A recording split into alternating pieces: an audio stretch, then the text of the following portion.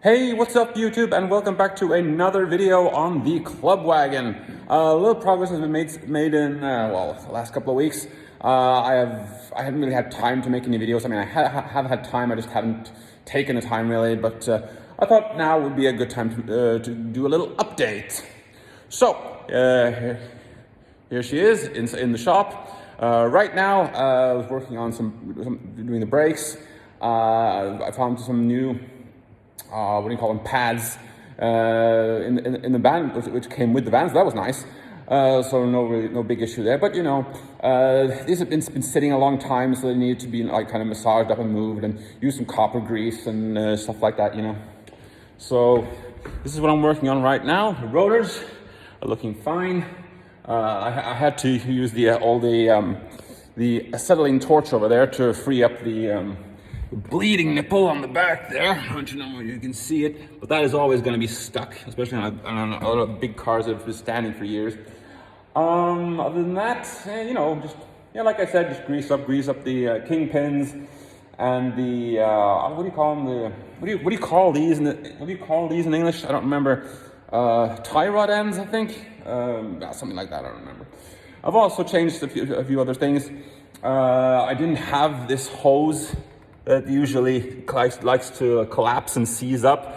That one is fine. It's been changed, not recently as far as time, but recently as far as miles. So I was able to track down some previous info on this van, and actually quite a bit of work has been done to it. The guy who had it before me apparently put a fair deal of work into it. Unfortunately, I'm not able to ask him because he has since passed away, but that's just the way it is.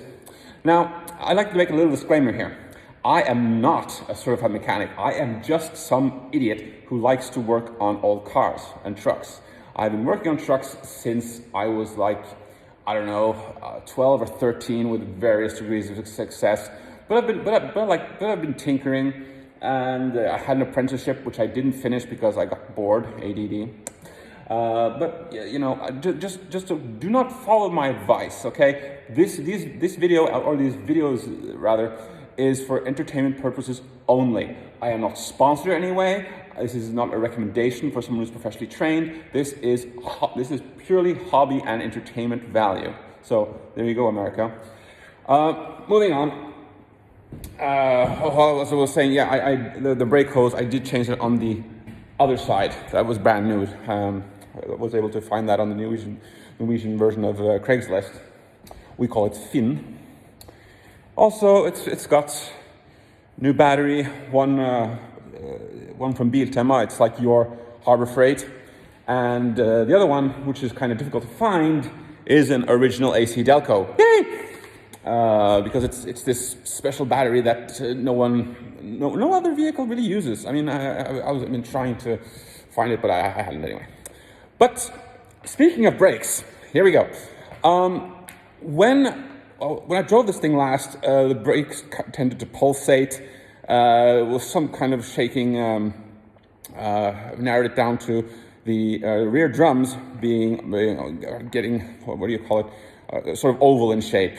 I don't remember the word for it, but whatever. So I get to get some new drums. And here they are, all shiny and new. Kind of big things. So these cost $420 a piece. So yeah, having old big cars in Norway is fun. But I've been assured they're good quality, because I'm not going to I don't want to buy these off eBay, to be honest. I'm going to put some proper drums on it, because these are known for having brake issues in the rear. Some other things that I have done, I've already ripped off the old drums to have a look.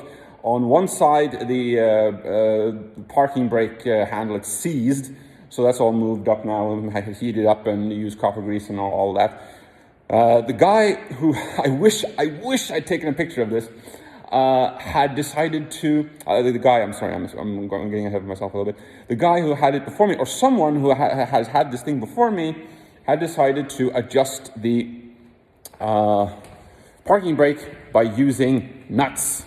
And I was like, how did he put nuts on the wires. There's no place to put them.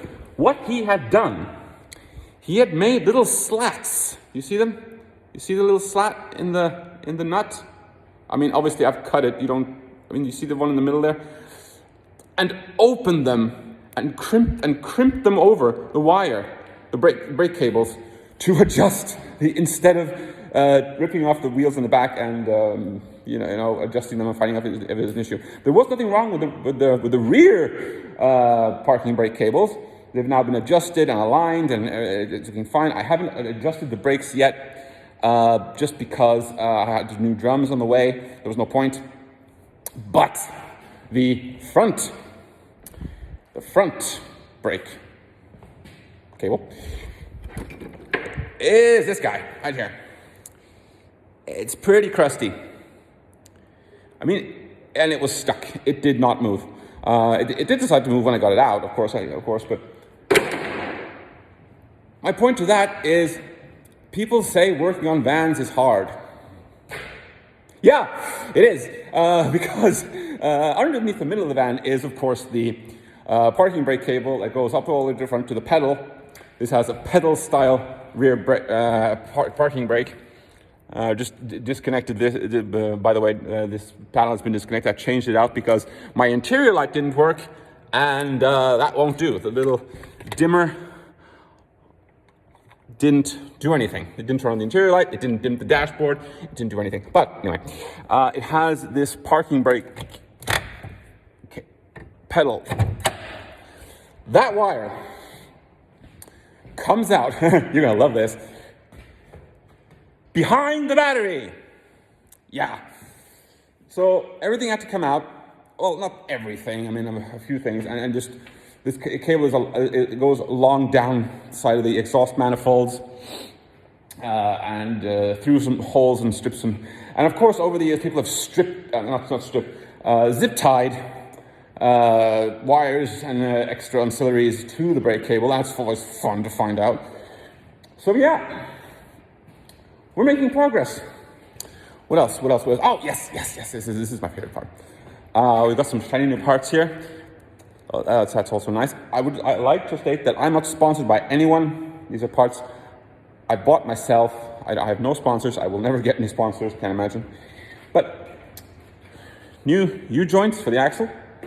The front one is okay, but the back one is, the rear one is starting to, it sticks a little bit. And they are probably original ones because they don't have grease nipples on them. These do have grease nipples on them, and we'll be able to service them better in the future. Also, we have this kit here with some fuel line and some of these connections, some O-rings, attachment clips, and copper rings for the bottoms of the injectors.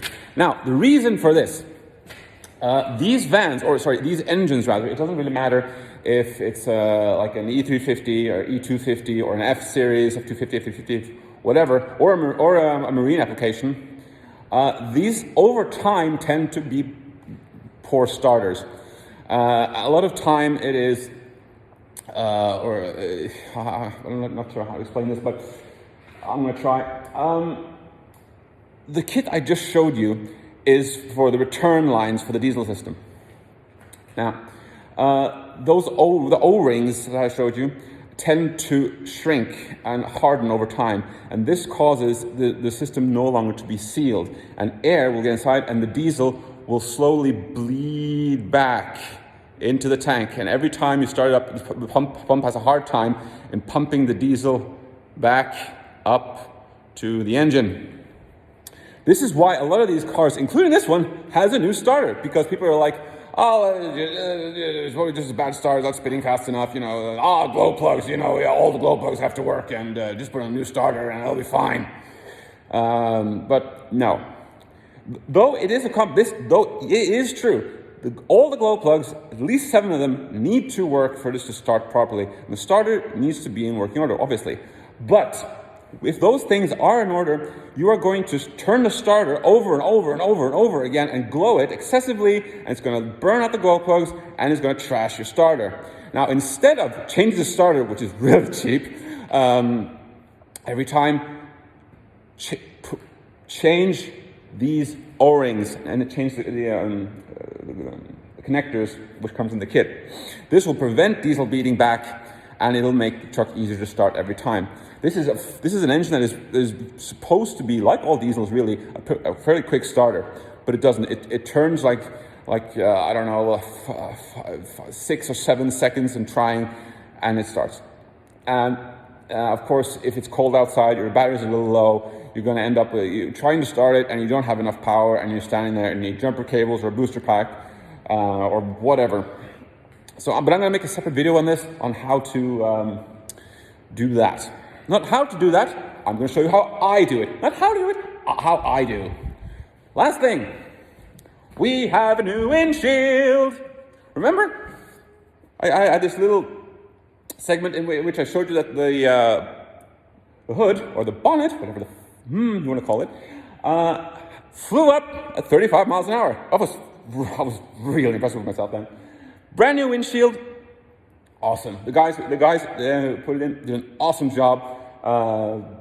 I still have to connect the chrome strip, whatever. Some new clips on there are in order. But that's not really an MOT failure or an inspection failure. Oh yeah, I'll come back to that. Inspections in Norway, that's fun. I'll come back to that later. But we are getting closer and closer to be able to do said inspection and get this thing on the road. I can do a little thing about inspection now. This particular vehicle is required to have an inspection every 2 years.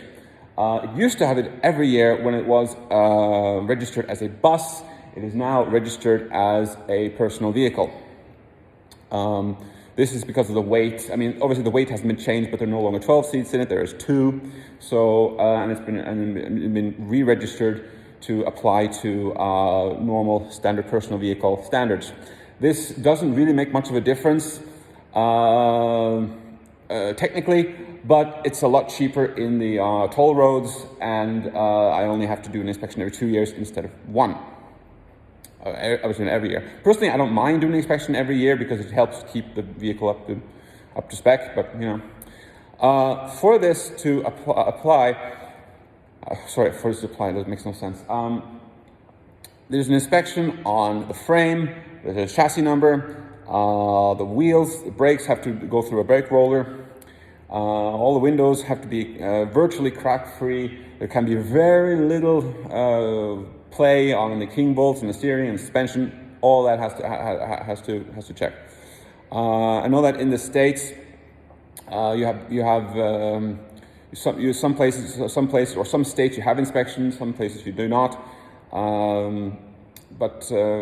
Yeah, I don't really know of any state that I've read about that I can compare to. Maybe California. I'm not sure. Definitely not Florida, because you can just drive anything there, apparently. That's also, it has to pass a smog test. This being a low mileage engine will not have any problems passing a smog test because it doesn't smoke. It steams a little bit when it's cold. There's no black smoke, no blue smoke. Thank you. It burns pretty clean. I've had some injector cleaner and a little bit of 2-stroke oil, some kerosene, and made a little mixture there to, bring it up. I thought it was going to smoke more. That's why I put that little concoction on it, but it didn't. So whatever. Update on the transmission. Apparently, there is a spring in the valve housing which is broken. So I have a shift kit on order. From I think I ordered from Fort Worth, I think, something, I don't remember. But yeah, just for all the way last, some new amber lenses, because yeah, we have to have an orange, what do we call them, orange lens turn signals. I would prefer to have the red ones. I know a split opinion on that, but we have to have separate, separate turn signals in Norway. Also, whilst we're on that subject, these lenses on the sides are normally just marker lights. They have been converted to being the side indicator lights. Yeah. So yeah, All right. Well, I gotta keep doing the brakes. So see you next time.